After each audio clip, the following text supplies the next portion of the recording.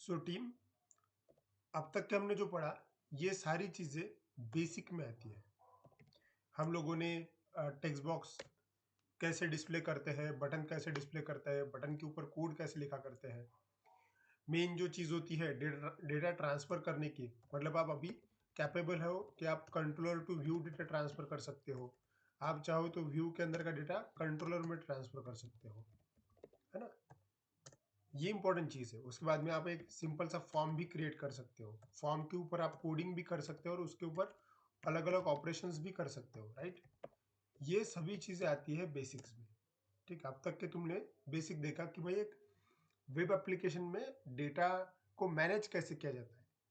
अब बेसिक पढ़ने के बाद में जो मेन चीज़ होती है कि हम जितने भी कंट्रोल्स या फिर जितने भी कंपोनेंट्स हम लोगों ने पढ़े, उसका हमें यूज़ करना है, और वो हम चाहते हैं कि वो यूज़ काय में हो, वो यूज़ होना चाहिए। सबसे बेस्ट वे है प्रोजेक्ट डेवलपमेंट। जो भी हम लोगों ने पढ़ा, वो अगर आपको टेस्ट करना है कि क्या सचमुच में हम लोगों ने उस चीज़ को प्रॉपर पढ़ा या नहीं, तो वो करना मतलब प्रोजेक्ट डेवलपमेंट। ठीक है, तो अभी समय आ गया है कि हम प्रोजेक्ट डेवलप के अंदर एंटर करें। अब तक के मैंने सिर्फ आपको बेसिक पढ़ा है। ओके, अब मैं आपको ये भी क्लियर कर दूं कि मैंने सभी कंपोनेंट्स आपको नहीं पढ़े हुए।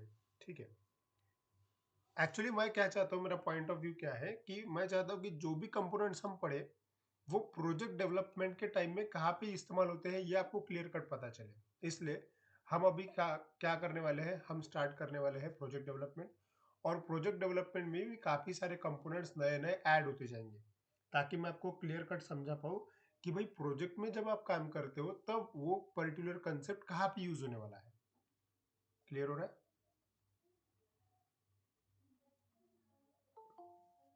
Yes, online students, point clear. ठीक है, क्योंकि मेन क्या होता है, कोई भी लैंग्वेज आप पढ़िए, मेन क्या होता है कि अगर आपने वो लैंग्वेज पढ़ी और उस लैंग्वेज का इस्तेमाल से आप प्रोजेक्ट अगर कोई डेवलप कर पा रहे हो, इसका मतलब आप सही जा रहे हो। लेकिन अगर आपको प्रोजेक्ट डेवलप नहीं करते आ रहा, इसका मतलब वो लैंग्वेज आपने ठीक से पढ़ी नहीं है। ये सिंपल वे है। ठीक है, बेसिक में मैंने सारी चीज़ें आपको बता दी है। इंसर्ट मतलब ऐड, अपडेट, डिलीट हमने करके देखा, बटन के साथ काम करके देखा, सब कुछ हो गया। अब बात है प्रोजेक्ट डेवलपमेंट की। देखो, अगर आपको प्रोजेक्ट डेवलप करना है तो आपको कुछ चीज़ें बहुत अच्छे से पता होनी चाहिए। पहला, आपको थोड़ा बहुत डिज़ाइन का नॉलेज होना चाहिए। ठीक है, अब डिज़ाइन का नॉलेज बोले तो आपको HTML पता होना चाहिए लिटिल बिट, आपको CSS पता होना चाहिए लिटिल बिट, और आपको बूटस्ट्रैप पता होना चाहिए। और मैंने ये तीनों ही कंसेप्ट जितने इंपॉर्टेंट थे उतने मैं ले चुका हूँ। उसके बाद में अगर आपको प्रोजेक्ट डेवलप करना है तो आपको थोड़ा बहुत डेटाबेस के बारे में जानकारी होनी चाहिए। ठीक है, डेटाबेसेस कई सारे प्रकार के होते हैं। डॉटनेट का अगर कोई प्रोजेक्ट है तो उसमें जो डेटाबेस सबसे ज़्यादा चलता है वो है MS SQL सर्वर। मतलब जाहिर सी बात है कि हमें इस चीज़ को पढ़ना पड़ेगा कि MS SQL सर्वर क्या है। इसके जैसे कई सारे डेटाबेस है जो आपने शायद सुने होंगे। एक है MySQL। आप लोगों ने शायद MySQL का नाम सुना होगा, सुना है MySQL? यस, ऑनलाइन स्टूडेंट सुना है। ठीक है, जिन लोगों ने जावा या फिर PHP इसके अंदर अगर प्रोजेक्ट किए होंगे तो आपका जो डेटाबेस रहता है मैक्सिमम टाइम में वो MySQL रहता है। लेकिन अगर आप डॉटनेट में वर्क कर रहे हैं तो डॉटनेट का खुद का एक डेटाबेस है जिसका नाम है MS SQL सर्वर, जो कि बहुत ही ज़्यादा पावरफुल है। गवर्नमेंट मैक्सिमम टाइम इसी डेटाबेस का इस्तेमाल करती है उनके प्रोजेक्ट डेवलप करने के लिए। ठीक है, थर्ड जो पॉइंट आपको पता होना चाहिए, मतलब डिज़ाइन आपको मालूम, डिज़ाइन का नॉलेज आप लोगों को होना चाहिए। आप लोगों को डेटाबेस के बारे में पता होना चाहिए। दूसरा, आपको एक टेक्निक पता होना चाहिए, डेटाबेस कनेक्टिविटी। डेटाबेस कनेक्टिविटी ये हम पढ़ेंगे अभी, डेटाबेस कनेक्टिविटी। और डेटाबेस कनेक्टिविटी करने की और एक टेक्निक है जिसको हम ORM टेक्निक बोलते हैं। कंपनी में इसका इस्तेमाल बहुत ज़्यादा होता है, ORM technique, object relationship management. Okay, तो मैं ये दोनों ही टेक्निक आपको बताने वाला हूँ। जिन बंदों को, जो भी डेवलपर्स है, जिन लोगों को डिज़ाइन, डेटाबेस, डेटाबेस कनेक्टिविटी, इन चीज़ों का ना, हाँ, और एक है लास्ट डिप्लॉयमेंट।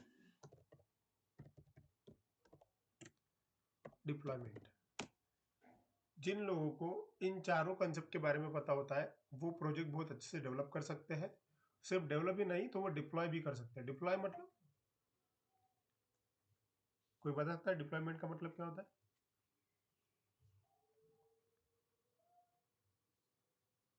यस, प्रोजेक्ट को होस्ट करना। इन शॉर्ट में आपको बताऊं कि प्रोजेक्ट को सबके लिए वर्किंग करने के लिए अवेलेबल करके देना। मतलब मान लीजिए कि आप किसी प्रोजेक्ट के अंदर काम कर रहे हो, अभी आप आपके ही सिस्टम में उस प्रोजेक्ट के अंदर काम कर रहे हो, करेक्ट? मतलब वो प्रोजेक्ट रन भी होगा तो कहाँ पे रन होगा? तुम्हारे ही सिस्टम में रन होगा। आउटपुट भी देखना है तो तुम्हारे सिस्टम पे आउटपुट देखना पड़ेगा। मतलब तुमने वो किसी और के लिए ओपन नहीं किया हुआ है, करेक्ट? डिप्लॉयमेंट करने का मतलब ये होता है कि कोई प्रोजेक्ट के ऊपर आपने काम किया और वो अभी सभी को एक्सेस करने के लिए दे दिया गया है, लॉन्च कर दिया गया है। इसको बोलते हैं डिप्लॉयमेंट। उदाहरण के तौर पर जैसे कि फेसबुक, मार्क जुकरबर्ग ने जब फेसबुक बनाया होगा तब उसने खुद की सिस्टम पे बनाया होगा, कोड लिखा हुआ होगा उसके अंदर। जब उसको लगा कि नहीं भाई मेरा एप्लीकेशन बन के रेडी है, अब मैं लोगों को देना चाहता हूँ, तब उसने होस्ट किया होगा, मतलब सर्वर पे जगह खरीद के वो होस्ट किया होगा। इसलिए आप सभी लोग जो है वो फेसबुक ओपन करने के बाद में ओपन हो जाता है। facebook.com टाइप किया, डायरेक्टली ओपन हो गया। क्यों? क्योंकि उसने क्या किया? डिप्लॉय किया। डिप्लॉय किया मतलब देना डिप्लॉयमेंट दे देना, ठीक है? क्लाइंट का प्रोजेक्ट होगा तो क्लाइंट को दे देगा ना, जिसका भी प्रोजेक्ट है उसको सबमिट कर देना, इसका मतलब डिप्लॉयमेंट होता है। और डिप्लॉयमेंट करने के लिए भी नॉलेज की जरूरत होती है। डिप्लॉय देना इतना आसान नहीं है। ऐसा नहीं है कि प्रोजेक्ट आपने हो गया भाई ये पेनड्राइव है और पेनड्राइव में कॉपी पेस्ट कर दिया और दे दिया उसको, वैसा नहीं है। डिप्लॉयमेंट मतलब सर्वर पे डिप्लॉय करना। तो जिनको भी प्रोजेक्ट डेवलपमेंट सीखना है उनको एटलीस्ट ये चार कंसेप्ट पता होने चाहिए: design, database, database connectivity and deployment. जिन बंदों को ये चार कंसेप्ट आ जाएंगे वो बंदे कहलाते हैं फुल स्टैक डेवलपर, ठीक है? जो क्योंकि रियलिटी ये है, कंपनी में डिजाइन वाला बंदा अलग होता है, जो सिर्फ डेटाबेस मैनेज कर रहा है वो बंदा अलग होता है, जो डेटाबेस कनेक्टिविटी मतलब कोड वगैरह लिख रहा है वो अलग होता है, और जो डिप्लॉयमेंट करता है मतलब जो सर्वर से कम्युनिकेशन करता है या फिर सर्वर के ऊपर काम करता है वो अलग होता है। मतलब एक्चुअली ये चार अलग अलग लोगों के काम है। लेकिन स्मॉल केस इंडस्ट्रीज में क्या होता है, फुल स्टैक डेवलपर में आजकल जो ट्रेंड आया हुआ है फुल स्टैक डेवलपर, इसका मतलब क्या है कि ऐसा बंदा जिसको ये चारों स्किल पता हो, ठीक है? क्लियर हो रहा है आपको ऑनलाइन स्टूडेंट्स?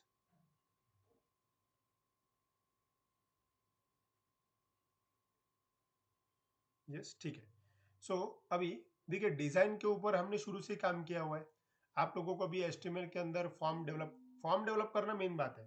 अगर आपको फॉर्म डेवलप करना है मतलब बढ़िया, ठीक है?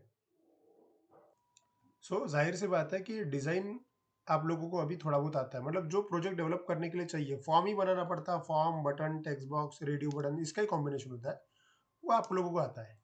अब हम वहां से आगे बढ़ेंगे। अब हमें स्टडी करना है डेटाबेस कि डेटाबेस क्या होता है, कनेक्टिविटी कैसे करेंगे। कनेक्टिविटी में ही पूरा प्रोजेक्ट डेवलप किया जाता है और लास्ट जो फेज होता है वो होता है डिप्लॉयमेंट, ठीक है? तो सबसे पहले आता है डेटाबेस के ऊपर। अब ध्यान दीजिए, डेटाबेस जो है सिंपल बात है, आप लोगों ने इसका नाम कई बार सुना होगा, डेटाबेस। जाहिर सी बात है कि डेटाबेस जो है इंफॉर्मेशन स्टोर्ड करने के लिए इस्तेमाल होता है। आप जब भी कोई फॉर्म फिलअप करते हो, इमेजिन कीजिए सपोज आप कोई एग्जामिनेशन के लिए प्रिपेयर कर रहे हैं, जैसे कि बैंकिंग की एग्जाम है और किसी चीज की एग्जाम है। जब आप वो फॉर्म भरते हो, आपने फॉर्म भरने के बाद में कुछ दिनों के बाद आपके घर पे हॉल टिकट आता है, बराबर? फॉर्म भरते वक्त आपने आपका जो नाम डाला होगा, आपका जो ईमेल आईडी डाला होगा या फिर जो मोबाइल नंबर डाला होगा, उसके बाद में आपने आपका कोई स्पेसिफिक फोटो अपलोड किया होगा, सिग्नेचर अपलोड किया होगा, जो हॉल टिकट आपके घर पे आता है या फिर आप नेट पे से डाउनलोड करते हो, वो वही होता है जो आपने 1 महीने पहले भरा। करेक्ट है? यस और नो? Yes sir. करेक्ट। इसका मतलब क्या हुआ कि जब आप वो फॉर्म फिलअप कर रहे थे और जब आप सबमिट करते हो उस फॉर्म को, तो जाहिर सी बात है वो इन्फॉर्मेशन कहीं ना कहीं स्टोर्ड हुई होगी। अब मान लीजिए कि बैंक का एग्जाम फॉर्म आप फिलअप कर रहे हो, तो जाहिर सी बात है बैंक का कोई सर्वर होगा, उसके ऊपर रिक्रूटमेंट वालों ने कोई डेटाबेस बनाया होगा, उसके अंदर वो इन्फॉर्मेशन स्टोर्ड हुई। और जब ऑनलाइन एग्जाम फॉर्म भरने की डेट चलेगी उसके बाद में उन्होंने सपोज अरेंजमेंट किया होगा, हॉल टिकट जनरेट करने का कोड लिखा होगा, जो डेटा उनके पास में गया उसी के ऊपर वो प्रोसेस करके बाकी सारी चीजें करते हैं। सही है? इसका मतलब जाहिर सी बात है कि ये इन्फॉर्मेशन कहीं ना कहीं स्टोर्ड हो रही है और जहाँ पे वो इंफॉर्मेशन स्टोर्ड होती है उस चीज़ को बोलते हैं डेटाबेस। ठीक है। अब डेटाबेस कई सारे प्रकार के होते हैं, जैसे कि माइस्क्यूएल है, ओरेकल है। आप लोगों ने ये नाम सुने होंगे, नाम सुने? माइस्क्यूएल, ओरेकल, यस, नाम सुना है?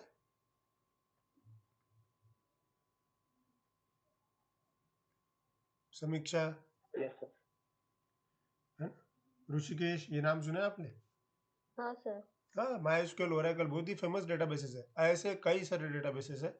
उसमें से एक डेटाबेस है जिसका नाम है माइक्रोसॉफ्ट एसक्यूएल सर्वर, जिसको एमएस एसक्यूएल सर्वर ऐसा बोलते हैं, एमएस एसक्यूएल सर्वर। और ये बहुत ही ज़्यादा पावरफुल ऐसा डेटाबेस है। इवन हम मतलब मैक्सिमम टाइम जब हम गवर्नमेंट की साइट पे काम करते हैं, गवर्नमेंट की साइट का एक जीआर है, गवर्नमेंट की मैक्सिमम साइट आपको डॉटनेट में ही मिलेगी, डॉटनेट के ही देखने को मिलेगी। और जो डेटाबेस वो इस्तेमाल करते हैं वो एमएस एसक्यूएल सर्वर ही रहता है। ठीक है, चलिए मैं इसका लाइव एग्जांपल भी बताऊंगा आपको सही समय आने पे। एनीवे, तो सिंपल बात है कि मुझे आप लोगों को अभी एमएस एसक्यूएल सर्वर के बारे में बताना है। एमएस एसक्यूएल सर्वर एक डेटाबेस है, और डेटाबेस के अंदर हम डेटाबेस क्रिएट कर सकते हैं। उसके अंदर टेबल्स रहेगा, उसके अंदर रोज एंड कॉलम रहेंगे। मतलब जाहिर सी बात है कि जो आप फॉर्म फिलअप करने वाले हो वो इन्फॉर्मेशन डेटाबेस के अंदर स्टोर्ड हो, यही मतलब यही करना रहता है। ठीक है, अब ये है कहाँ पे और इसका यूज कैसे करते हैं? देखिए, जब भी आपको डेटाबेस के साथ में काम करना है ऐसा लगे, तो सिंपल सी बात है कि आपके सिस्टम के अंदर वो डेटाबेस होना जरूरी है। जिस प्रकार से आप लोगों ने जब आप कोडिंग कर रहे थे, मतलब कोडिंग लिखने के लिए आपने किसका इस्तेमाल किया? आपने कोडिंग लिख रहे हो आप विजुअल स्टूडियो का। ठीक है, और अगर आप आपको डेटाबेस के अंदर काम करना है तो जाहिर सी बात है आपको एक सॉफ्टवेयर लगेगा। ये सॉफ्टवेयर है, ठीक है, वो सॉफ्टवेयर है एमएस एसक्यूएल सर्वर। अब ये सॉफ्टवेयर की आज का नहीं बना हुआ है, ये बहुत सालों से बना हुआ है, और इसके कई सारे वर्जन्स जो है अवेलेबल है। आप कोई भी लेटेस्ट वर्जन इसका डाउनलोड कर सकते हैं, कोई प्रॉब्लम नहीं है। ठीक है, मैं फिर भी एक बार बता देता हूँ। देखिए, मेरे सिस्टम में ये ऑलरेडी इंस्टॉल्ड है। इंस्टॉलेशन की स्टेप मैं ग्रुप पे शेयर कर दूंगा। चलिए देखो, मैं यहाँ पे जूम करता हूँ। मुझे बताइए आपको ये दिख रहा है क्या? देखो, इसको बाजू में निकाल के दिखा दो। ये एक साइड निकाल दिया मैंने इसको। देखिए, दिख रहा है आपको? SQL server management studio 19। Yes, online students दिख रहा है? Yes sir. ये एक्चुअली डेटाबेस है। ठीक है, अब ये इंटरनेट से मैंने डाउनलोड किया हुआ है। आप डायरेक्टली उसको डाउनलोड करके यूज कर सकते हो।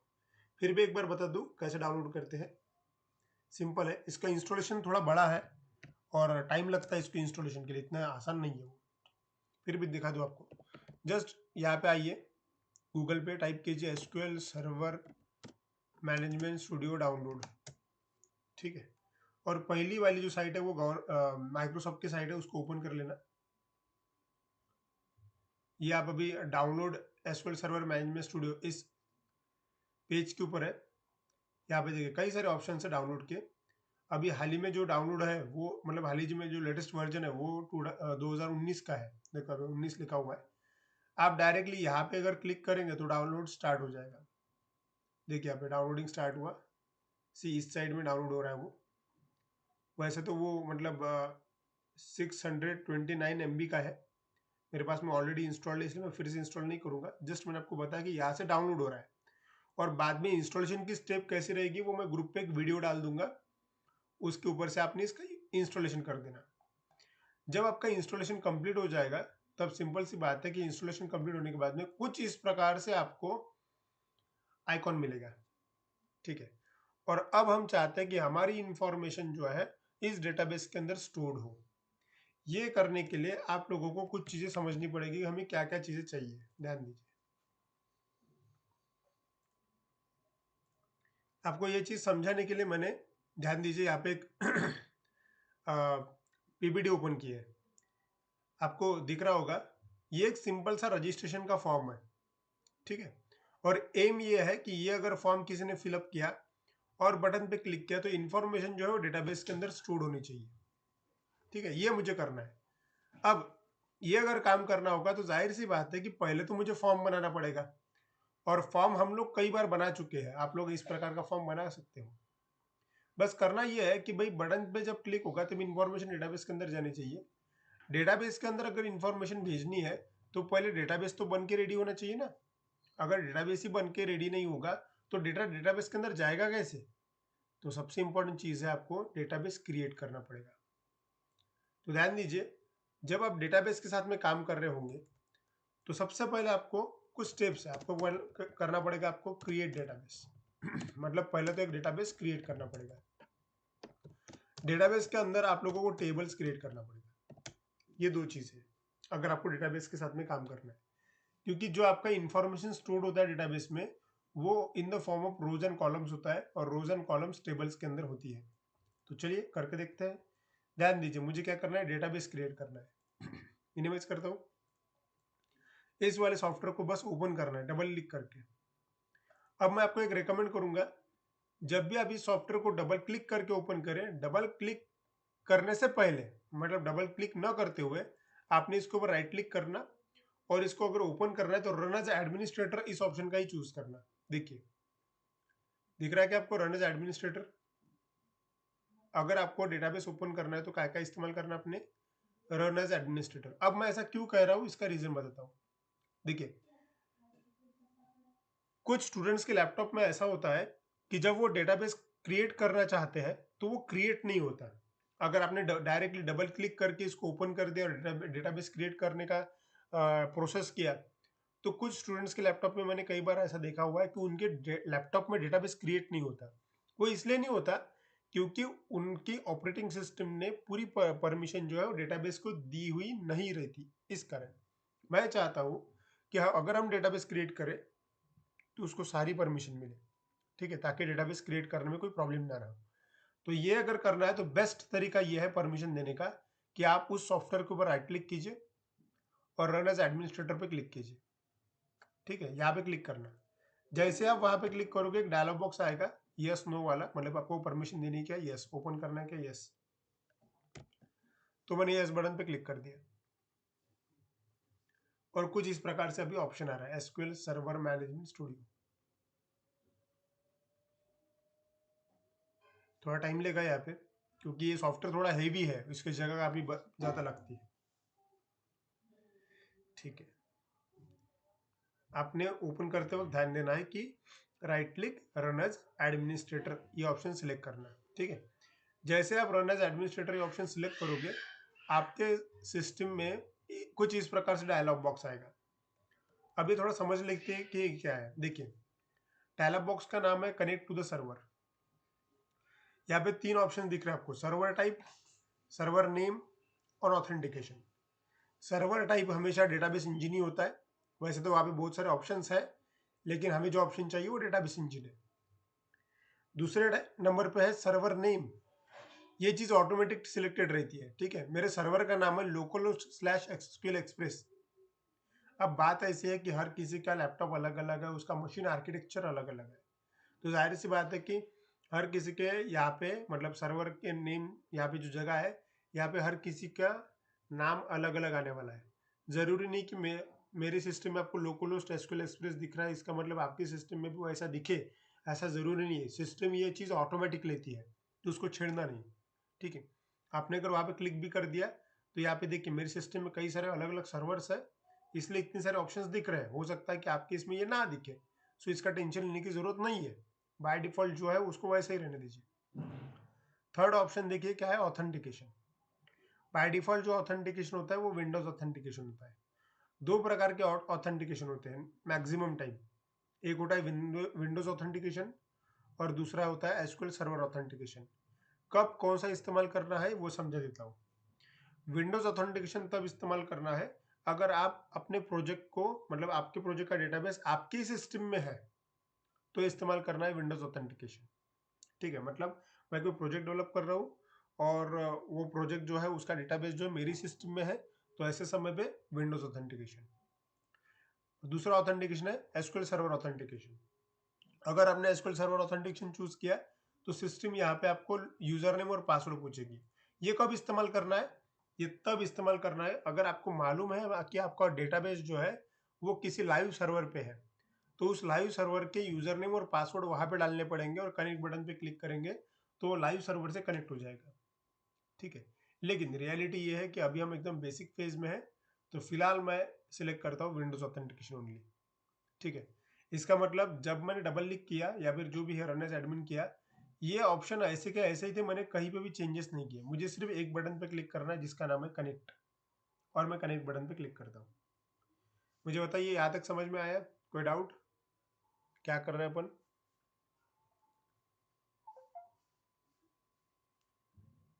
Yes online students, any doubt? Clear. ठीक है, चलिए तो कनेक्ट बटन पे क्लिक किया, और जैसे कनेक्ट बटन पे क्लिक करोगे कुछ इस प्रकार से अपीयरेंस आएगा, ओके। अब यहाँ पे देखिए सिस्टम में स्क्रीन के लेफ्ट साइड में आपको कई सारे ऑप्शंस दिखेंगे।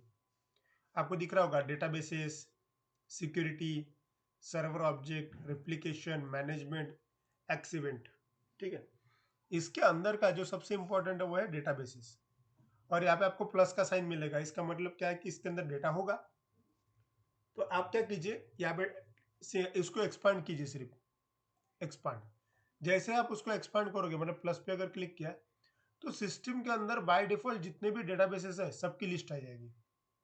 अब मेरे सिस्टम के अंदर कई सारे प्रोजेक्ट के अंदर मैं काम कर रहा हूँ, तो उन सभी प्रोजेक्ट के डेटाबेसेस जैसे कि आपको बैंक सिस्टम दिख रहा है, college dB, company dB, crime prediction, ये सब जो दिख रहा है ना आपको, ये डेटाबेसेस के नाम है सभी के सभी, जिनके ऊपर मैं काम कर रहा हूँ, ठीक है। जाहिर सी बात है कि आप अगर फर्स्ट टाइम इंस्टॉलेशन करोगे और इसको फर्स्ट टाइम जब एक्सपांड करोगे, तब आपके इस एक्सपांडेशन में यहाँ पे आपको कुछ भी नहीं मिलेगा, क्योंकि आपने फर्स्ट टाइम इंस्टॉल किया, ठीक है। सो मान लीजिए कि हमने एक्सपांड किया और आपको एक डेटाबेस क्रिएट करना है, तो अभी हम सीखेंगे डेटाबेस क्रिएट कैसे करते हैं। चलिए, डेटाबेस को अगर क्रिएट करना है तो जो डेटाबेसेस करके ऑप्शन है ऊपर, उसके ऊपर राइट क्लिक कीजिए, एंड न्यू डेटाबेस करके ऑप्शन आएगा, वहां पे क्लिक कर दीजिए। जैसे तुम वहां पे क्लिक करोगे, एक डायलॉग बॉक्स आएगा, एक विंडो आएगा, और इस विंडो में आपको लिखना है आपके डेटाबेस का नाम क्या है।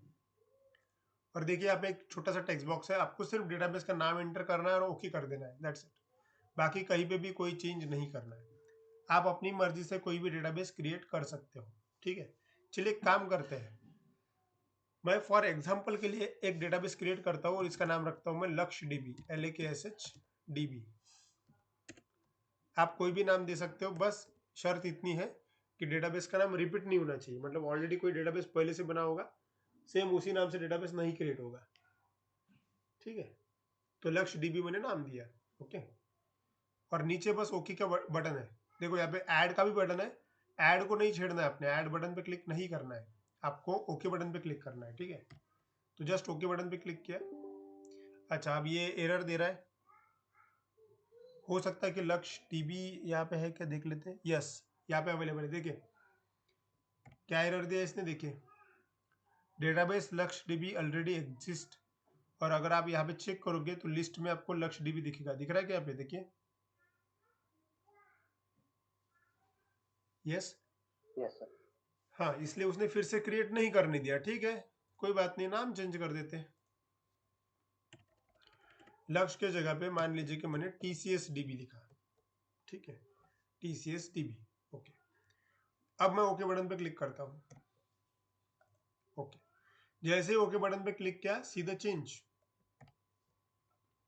क्या हुआ यहाँ पे दिख रहा है आपको, TCS DB करके एक छोटा सा डेटाबेस का आइकॉन दिख रहा है। Yes sir.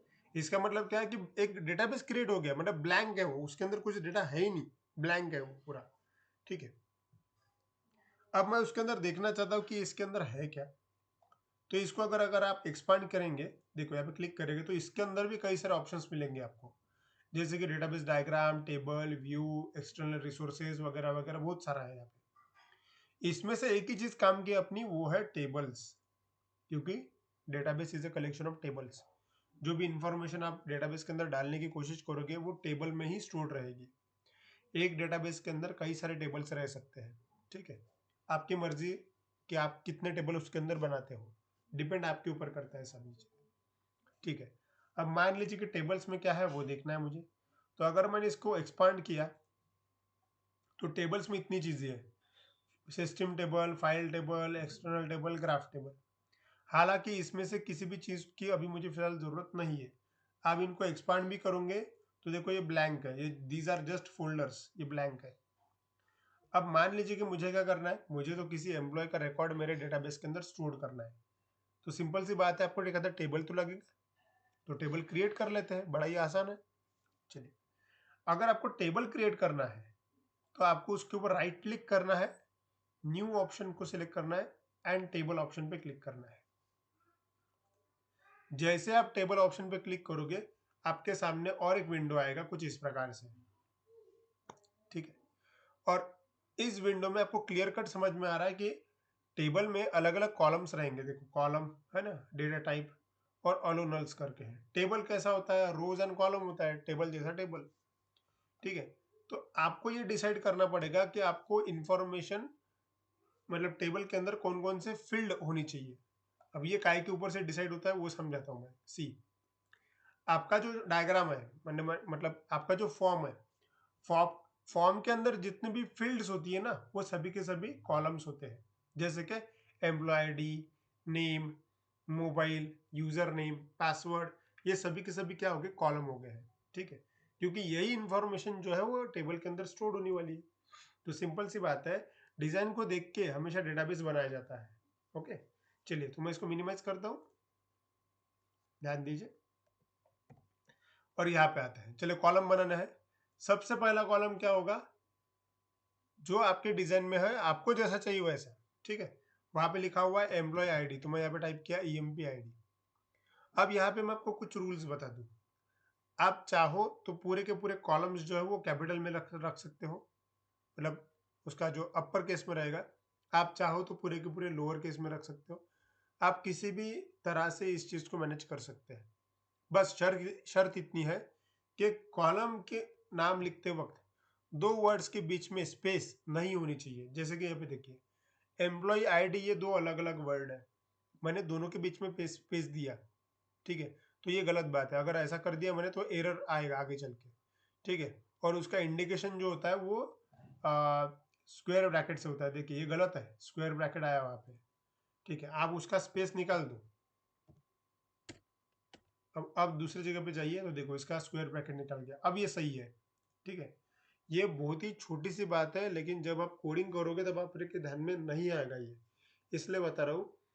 कॉलम बनाते वक्त आप कोई भी एक फॉर्मेट फॉलो कीजिए, उसको लोअर केस में रखिए, प्लस उसमें स्पेस नहीं होनी चाहिए, दैट्स इट, बहुत ही आसान है। ओके, और कॉलम का नाम जो है, अगर आपको स्पेस देना ही है, कभी कभी क्या होता है कि भाई कॉलम का नाम तो बड़ा लंबा है और स्पेस अगर दिया तो समझने में आसानी चाहिए। तो तुम्हें अगर स्पेस देना ही है तो तुम अंडरस्कोर का इस्तेमाल करो। अंडरस्कोर कुछ इस प्रकार से होता है, देखिए अंडरस्कोर मतलब एक छोटा सा डैश है जो कि फुटर में लगा हुआ है, एम्प्लॉय अंडरस्कोर आईडी, ठीक है।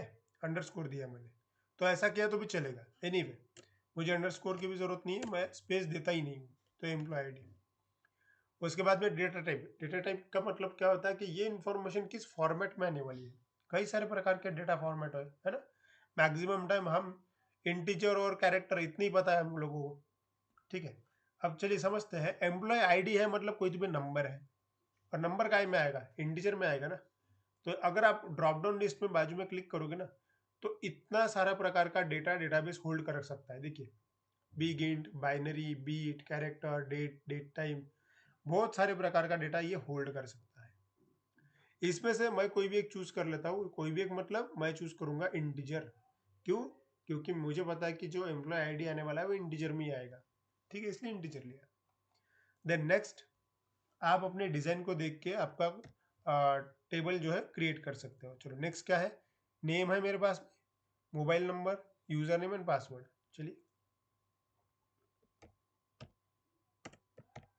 टाइप करता हूं मैं नेम, ठीक है। फिर क्या है, डेटा टाइप। अब नेम मतलब क्या है, कैरेक्टर ना, बराबर। तो अगर आपको कैरेक्टर स्टोर करना है तो यहाँ पे कई सारे हैं, उसमें से आपको दो इसमें ज्यादा ध्यान देना है। एक है एनवायरकर 50 और दूसरा है एनवायरकर मैक्स। देखिए एनवायरकर 50 अगर लिया आपने तो जाहिर सी बात है, नाम एक्सेप्ट करने के लिए जो डेटा रिजर्व, जो मेमोरी लोकेशंस रिजर्व होंगे वो है 50 ब्लॉक्स। इसका मतलब 50 कैरेक्टर का नाम हम एक्सेप्ट कर सकते हैं, मतलब किसी का नाम अगर 50 के ऊपर होगा तो एक्सेप्ट नहीं होगा। तो कैसा है कि आप ये अंदाज़ा नहीं लगा सकते कि किसी का नाम कितना बड़ा और कितना छोटा होता है। मैक्सिमम टाइम जो साउथ इंडियन लोग होते हैं उनके नाम बहुत लंबे होते हैं, है ना? तो अगर कोई बंदा आया और उसका नाम बहुत ज़्यादा बड़ा है, 50 कैरेक्टर के भी ऊपर है, और उसने वो नाम पुट किया और आपका लिमिट कितना है, एनवर कर 50 का, तो ऐसे समय पे वहाँ पे एरर आएगा, सिस्टम एक्सेप्ट नहीं कर पाएगी। तो फिर तुम्हें क्वेश्चन ये गिरा है कि यार नाम तो कम ज़्यादा होगा, फिर कैसे करें? जाहिर सी बात है कि अगर आपको श्योर शॉट नहीं पता है कि डेटा कितना बड़ा आएगा और कितना छोटा आएगा, तो बेस्ट ऑप्शन आपके पास ये है कि एनवायर का मैक्स कर दो। इसके वजह से क्या होगा, वो जितना नाम डालेगा उतना memory location run time create हो जाएगा। ठीक है, सो इससे आपको एरर नहीं आएगा। ये बात क्लियर हुई?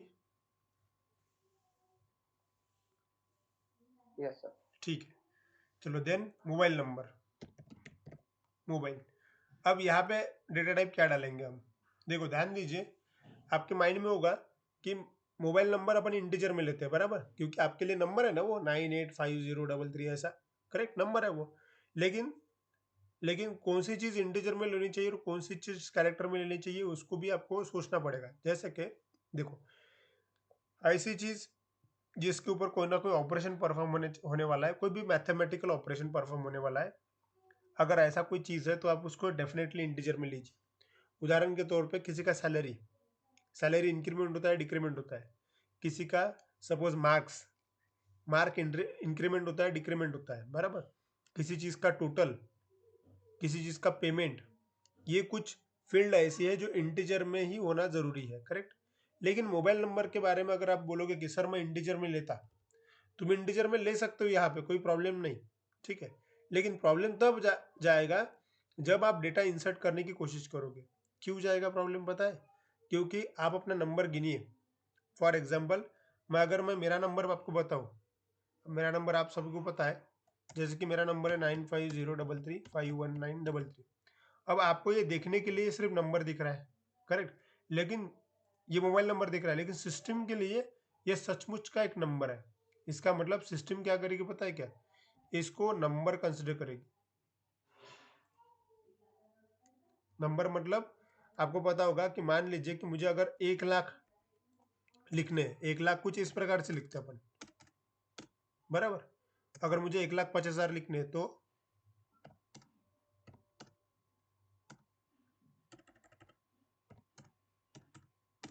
बराबर, ये हो गया 1,50,000। तो इसके हिसाब से क्या होगा, आपने कैसे गिना इसको, इसके यूनिट प्लेसेस है। सेम उसी प्रकार से अब ये 1,50,000 क्या हो गया, ये एक नंबर हो गया, ठीक है, इसका स्पेशल कैपेसिटी है। लेकिन जब आप आपके मोबाइल नंबर को गिनोगे, ये भी आपने इंटीजर करके रखा, तो सिस्टम के लिए मोबाइल नंबर नहीं हुआ, ये एक नंबर हो गया कुछ तो भी। ऐसा हो सकता है वो ऐसा गिने कि भाई क्या बोलते हैं, 95 खरब 03,35,000, ऐसा वो कुछ बोल सकता है। तो रियलिटी ये है कि ये उसको एक ओरिजिनल नंबर कंसिडर कर रहा है। ऐसे समय पे सिस्टम उसका एक्सेप्ट नहीं कर पाएगी। क्यों? क्योंकि जो इंटीजर होता है, इंटीजर का इतना रेंज ही नहीं है कि वो करोड़ के ये हैंडल कर पाए। अगर आपको इसको मैनेज करना है तो आपको बिग इंट करके एक होता है, इसको लेना पड़ेगा, ठीक है, तब आपका प्रॉब्लम सॉल्व हो जाएगा। लेकिन मेरा बोलना ये है कि तुम्हें उसको इंटीजर लेने की ज़रूरत है ही नहीं, क्योंकि मोबाइल नंबर का पर्पज़ क्या है, सिर्फ डिस्प्ले पर्पज़ है, वो सिर्फ शो करने के लिए होता है। तुम ऐसा कभी नहीं करते कि भाई कोई किसी मोबाइल नंबर के अंदर कुछ ऐड कर दिया, किसी मोबाइल नंबर को डिक्रीमेंट कर दिया, किसी मोबाइल नंबर का परसेंटेज निकाल दिया। ऐसा कभी देखा है क्या तुम लोगों ने? किसी मोबाइल नंबर पे मैथमेटिकल ऑपरेशन हो रहा है, ऐसा देखा है कहीं? बताइए। No sir. नहीं, कभी होता ही नहीं ना, क्योंकि मोबाइल नंबर का पर्पज़ क्या है? उसका पर्पज़ है डिस्प्ले करने के लिए, हाँ इस बंदे का मोबाइल नंबर ये है, बस। हम लोग कभी उसको एडिशन नहीं करते, सब्सट्रैक्शन नहीं करते। तो अगर उसके ऊपर कोई मैथमेटिकल ऑपरेशन परफॉर्म ही नहीं हो रहा है, तो तुम उसको इंटीजर लेकर कोई मतलब नहीं है। क्योंकि इंटीजर अगर लोगे तो बिग इंट अगर लोगे तो बिग इंट में मेमोरी ज़्यादा रिजर्व होगी। तो इसका कोई ज़रूरत नहीं है बिग इंट वगैरह लेने का, सिर्फ डिस्प्ले पर्पज है ना। तो सिंपल एक काम कीजिए, आप एनवायर कर लिख के छोड़ दीजिए। और आप बोलोगे कि सर फिर 50 तो ज़्यादा रिजर्व होगा, क्योंकि मोबाइल नंबर ज़्यादा से ज़्यादा 10 नंबर्स का होता है। तो ठीक है, आप उसको 10 कर दीजिए, हो गया 10। तो अब ये होगा क्या कि मोबाइल नंबर के लिए 10 कैरेक्टर्स ही रिजर्व होगी। समझ में आया आपको कैसा किया मैंने ये?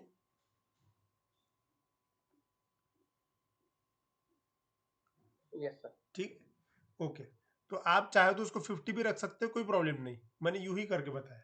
उसके बाद में यूज़र नेम, मेरा यूज़र नेम ये भी एनवायर कर 50 लेता हूँ, और एक पासवर्ड ले लेता हूँ।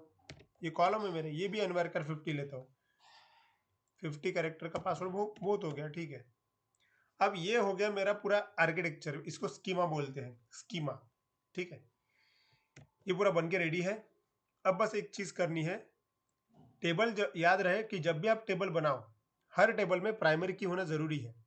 प्राइमरी की का मतलब क्या होता है कि ऐसा कॉलम जो कभी भी रिपीट ना हो। इस पूरे टेबल में एम्प्लॉय आईडी एक ऐसा कॉलम है जो कभी भी रिपीट नहीं होगा। तो मैंने यहाँ पे क्लिक किया, राइट क्लिक किया, और इसको बोलता हूँ मैं सेट प्राइमरी की। इसका मतलब क्या होगा, भले ही नाम रिपीट हो, मोबाइल नंबर रिपीट हो, ठीक है, एक नाम से, सेम नाम से कई सारे बंदे रह सकते किसी कंपनी में, लेकिन उनका एम्प्लॉय आईडी कभी सेम नहीं हो सकता। इसलिए एम्प्लॉय आईडी को मैंने क्या दिया, प्राइमरी की दिया। कैसे दिया, सिंपल, राइट क्लिक और यहाँ पे क्लिक किया था, ठीक है। आपको रिमूव कर देना है तो आप रिमूव भी कर सकते हो, आपको कॉलम को डिलीट करना है तो आप डिलीट भी कर सकते हो, ठीक है। एनीवे, ये प्राइमरी की दिया। अब मुझे इसको सेव करना है। तो सेव करने के लिए आप एक तो राइट क्लिक, कंट्रोल एस दबाइए, या फिर आप यहाँ पे क्लोज वाला ऑप्शन है वहाँ पे क्लिक कर दीजिए।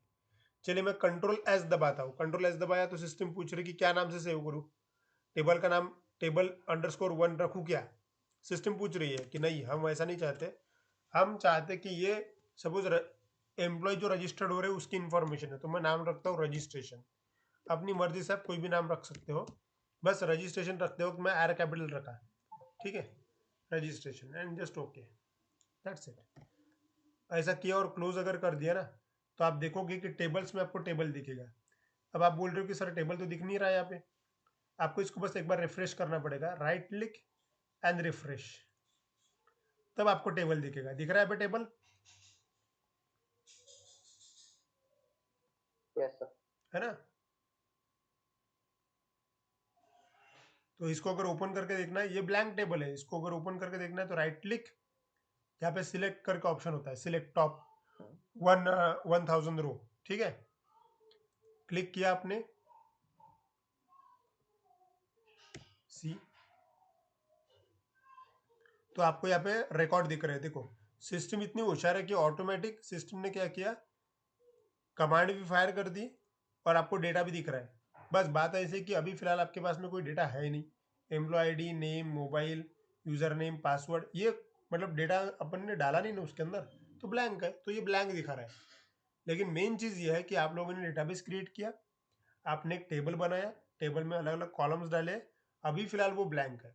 उसके अंदर डेटा कब आएगा, जब आप डेटाबेस कनेक्टिविटी कर लोगे, मतलब ये फॉर्म बनाना पड़ेगा, फॉर्म फिल करना पड़ेगा, बटन पे क्लिक करना पड़ेगा, और तब जाके डेटा जो है डेटाबेस के अंदर स्टोर होगा, ठीक है। लेकिन उसके लिए अपन ने क्या किया, पहले सिर्फ आर्किटेक्चर बना के रखा कि हाँ हमारा डेटाबेस ये है, हमारा टेबल ये है, उसके अंदर इतनी सारी कॉलम्स है, और इस कॉलम में अभी डेटा आने वाला है। क्लियर हुआ।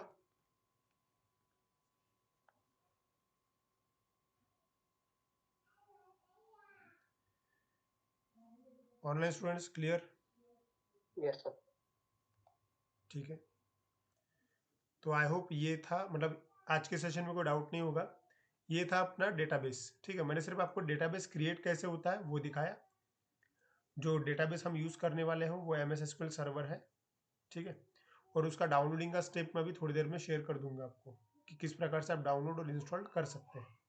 और डाउनलोड और इंस्टॉलेशन होने के बाद में आपको एटलीस्ट डेटाबेस क्रिएट करते आना चाहिए और एक टेबल क्रिएट करते आना चाहिए, ठीक है। और डेटाबेस में हम कई सारे टेबल्स बना सकते हैं। अभी फिलहाल की कंडीशन में हमने एक ही टेबल बनाया, जब हम प्रोजेक्ट स्टार्ट करेंगे तब कई सारे टेबल्स बनेंगे उसके अंदर, ठीक है। Yes sir. चलिए, तो आज के लिए इतना ही, मिलते हैं कल। Thank you.